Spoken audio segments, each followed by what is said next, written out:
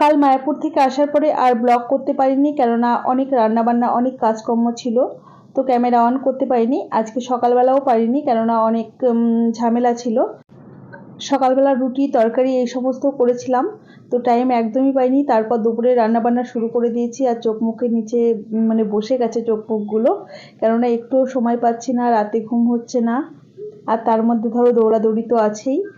আর ওরা আজকে যেহেতু চলে যাবে, তো সকাল সকাল রান্না কিন্তু শুরু করে দিয়েছি। সকালে রুটি তরকারি করেছিলাম, আর এই যে এখন ডাল তরকারি ভাজা চাটনি আর 2 রকমের মাছ করব। তো দেখো পাবদা মাছটা আমি করব, তো সমস্ত রকম গুঁড়ো মশলা যেমন জিরে গুঁড়ো, ধনে গুঁড়ো, লঙ্কার গুঁড়ো, হলুদ গুঁড়ো জলে গুলে রেখে দিলাম। আর পাবদা মাছ তো তোমরা দেখতেই পেলে, আমি নুন হলুদ আর একটুখানি কাঁচা সর্ষের তেল মাখিয়ে রেখেছি। এখানে 3-4 কোয়া রসুন আর লঙ্কাটাকে বেটে রাখবো। এদিকে পাবদা মাছগুলোকে ভাজতে দিলাম, একদমই হালকা করে ভাজতে হবে, বেশি কড়া করে ভাজার দরকার নেই। এবারে সব মাছ ভেজে তুলে নেওয়ার পর অল্প একটু জিরে ফোড়ন দিয়ে রসুন আর কাঁচা লঙ্কা যেটা রেখেছিলাম সেই বাটাটা দিয়ে দিলাম। এবারে একটুখানি কষিয়ে নিয়ে জলে গুলে রাখা মশলাটা দিয়ে একটুখানি টমেটো আর নুন দিয়ে খুব ভালো মতো কষিয়ে নিয়ে তারপর এর মধ্যে জল দিয়ে মাছগুলো দিয়ে দেবো। এবার পুরো রান্নার পরেও আমি কিন্তু ভিডিও করতে পারিনি, কেননা ওরা ধরো রয়েছে, তাদের সামনে আমি ভিডিও করলে একটা খারাপ লাগে। সে শত হলেও ধরো আমার ভাসুর, মানে সে একটা সম্মানীয় ব্যক্তি, তার সামনে কি আমি খাওয়ার ভিডিও বা রান্নার ভিডিও করতে পারি? তো রান্নাঘরে আমি একটুখানি এরকম করে ভিডিও করে নিয়েছিলাম, সেটা আর বুঝতে পারিনি। যাই হোক, ওরা তো ওই দিকের ঘরে ছিল, সামনের ঘরে বড় ঘরে আর কি, সেই জন্য এদিকে একটু রান্নার ভিডিওটা আমি তুলে নিয়েছিলাম। দেখো মাছগুলো দিয়ে দিয়েছি, এবারে ঢাকা দিয়ে কিছুক্ষণ রান্না হতে দেবো, তারপর নামিয়ে নেব। এদিকে কাতলা মাছ ভেজে তুলে নিয়েছি, আলু ভেজে তুলে নিয়েছি। তারপর ওই তেলের মধ্যে গোটা গরম মশলা, শুকনো লঙ্কা, তেজপাতা ফোড়ন দিয়ে একটুখানি পেঁয়াজ বাটা দিয়ে কষিয়ে নিয়ে আদা কাঁচা লঙ্কা বাটা দিয়েও কষিয়ে নিয়েছি। তারপর দেখো গুঁড়ো মশলা, টমেটো, স্বাদ মতো লবণ, হলুদ গুঁড়ো এই সমস্ত দিয়ে খুব সুন্দর করে মশলাটাকে কষিয়ে নিলাম। দেখো মশলাটা খুব সুন্দর কষিয়ে নেওয়ার পর ভেজে রাখা আলুগুলো দিয়েও বেশ সুন্দর করে কষিয়ে নিতে হবে। দেখো রান্না যত ভালোভাবে কষিয়ে কষিয়ে রান্নাটা আর কি করতে পারবে, রান্নার স্বাদ কিন্তু ঠিক ততটাই বেশি ভালো আসবে। তো আমি একটু জল দিয়ে দিলাম যাতে মশলাগুলো পুড়ে না যায়। আর প্রত্যেকটা রান্নাই খুব ভালো হয়েছিল বন্ধুরা, আমি তো আর দেখাতে পারলাম না। যাই হোক, দাদা খেয়ে খুব প্রশংসা করেছে আর কি, দিদিভাইও প্রশংসা করেছে, প্রত্যেকেই প্রশংসা করেছে আর কি। তো দেখো এখন আমি ভেজে রাখা কাতলা মাছগুলোও দিয়ে দিলাম।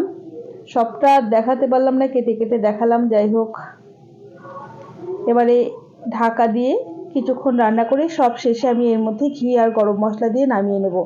দুপুরবেলা খাওয়ার পর কিন্তু দই দিয়েছিলাম, কিছুই আমি দেখাতে পারিনি, কেননা এগুলো দেখানো সম্ভব নয়।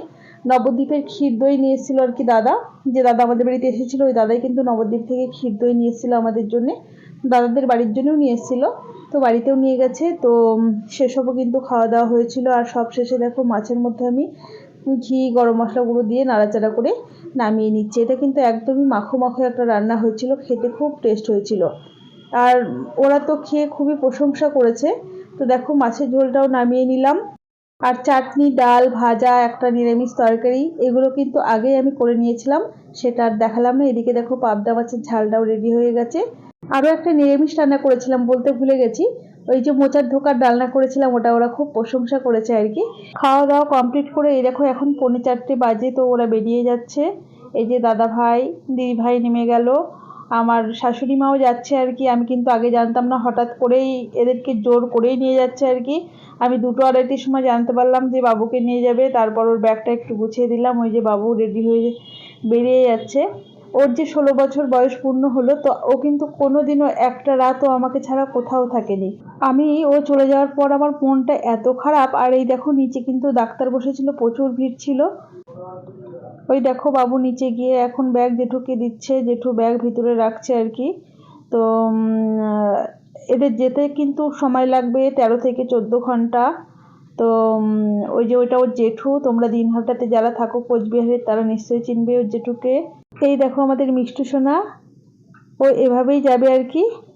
ও দাদা গাড়িতে উঠে গেছে আর কি, তো ও ওঠেনি এখনো। আর এই যে এখনই ওদের গাড়ি ছেড়ে দেবে, যেহেতু সেই কোচবিহারের দিনহাটাতে যাবে, 13 থেকে 14 ঘন্টা সময় লাগবে গাড়িতে। তো সেই জন্য ওরা তাড়াতাড়ি করছে। এদিকে দিদিভাইকে কিছু জিনিস দেওয়া হলো আর কি, দোকানের জিনিস। এই দিদিভাইয়ের সাথে আমাদের প্রথম দেখা এবং প্রথম পরিচয় হলো ধরো, কিন্তু দিদিভাইটা যে এত ভালো, এত মায়া পড়ে গেছে দিদিভাইয়ের উপর, যখন চলে যাচ্ছে এত মন খারাপ হচ্ছে, কি বলবো তোমাদেরকে। খুবই ভালো দিদিভাই। আমাদেরও কিন্তু আসি আমরা সাবধানে থাকবো। হ্যাঁ হ্যাঁ সব সাবধানে ছোট সাবধানে আর রাত করে না ঠিক মতো বাইকে তুমি সাবধানে চলাফেরা করো, ফোন করো, আবার ভুলে যেও না।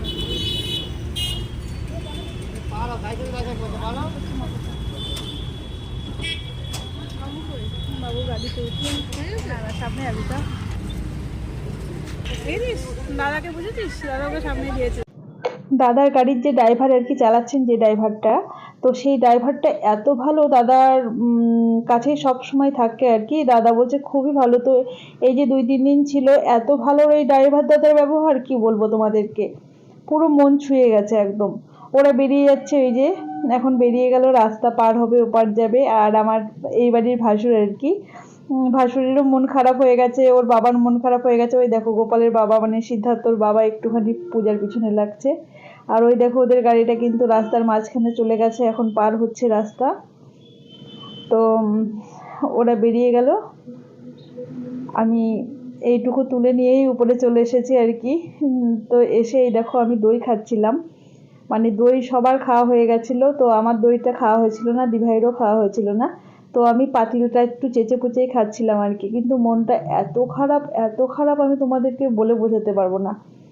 ও চলে যাওয়ার পর মনে হচ্ছে ঘরে কেউ নেই, কিচ্ছু নেই আমার, সেই মানে অন্য রকমের একটা ফিলিংস। বাড়িটা ফাঁকা হয়ে গেল, ওরা তো 4টের সময় বেরিয়ে গেল, এখন 6টা বাজে।